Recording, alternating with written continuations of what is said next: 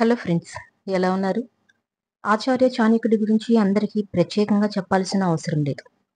చాణక్యుడు నీతి శాస్త్రాన్ని చాలా మంది ఆచరిస్తూ ఉంటారు. ఆచార్య చాణక్యుడు మనిషి జీవితంలో ఉన్న అనేక విషయాల గురించి, నియమాల గురించి నీతి శాస్త్రంలో చెప్పడం జరిగింది. ఆచార్య చాణక్యుడి గొప్ప పండితుడు. మనిషి జీవితం యొక్క అన్ని విషయాలపై కూడా బాగా అవగాహన ఉన్న వ్యక్తి. నీతి శాస్త్రంలో ఈయన బోధించిన చాలా విషయాలు మానవాళికి చాలా ఉపయోగపడతాయి.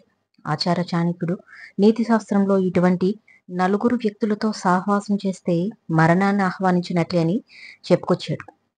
అయితే ఈ నలుగురు వ్యక్తులు ఎటువంటి వారు, వారికి ఎందుకు దూరంగా ఉండాలి, ఇప్పుడు తెలుసుకుందాం. ఆచార్య చాణక్యుడు నీతి శాస్త్రంలో చెప్పిన దాని ప్రకారం ఎల్లప్పుడూ గొడవ పడుతూ మరియు అబద్ధాలు చెబుతూ కుటుంబ సభ్యులలో విభేదాలు సృష్టించే భార్యకు దూరంగా ఉండాలి. అలాగే ఆపదలో మీకు సహాయం చేయకుండా తన స్వలాభం చూసుకునే స్నేహితుడికి కూడా చాలా దూరంగా ఉండాలి. మీకు కష్టం ఉన్న సమయంలో మిమ్మల్ని వదిలేసే స్నేహితుడికి దూరంగా ఉండాలి అని ఆచార్య చాణక్యుడు తెలిపాడు. అలాగే నిజాయితీ లేని వ్యక్తులకు కూడా దూరంగా ఉండాలి. మీ ఇంట్లో లేదా వ్యాపారంలో మీ ముందు నటిస్తూ మీ వెనకాల మీకు వెన్నుపోటు పొడిచే వ్యక్తులకు దూరంగా ఉండాలి అంటూ ఆచార్య చాణక్యుడు తెలిపారు.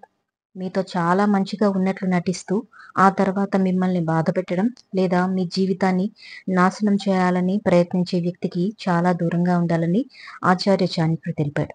ఈ లక్షణాలు ఉన్న నలుగురు వ్యక్తులతో స్నేహం చేస్తే మరణాన్ని ఆహ్వానించినట్లే అంటూ ఆచార్య చాణక్యుడు తన నీతి శాస్త్రంలో తెలిపాడు.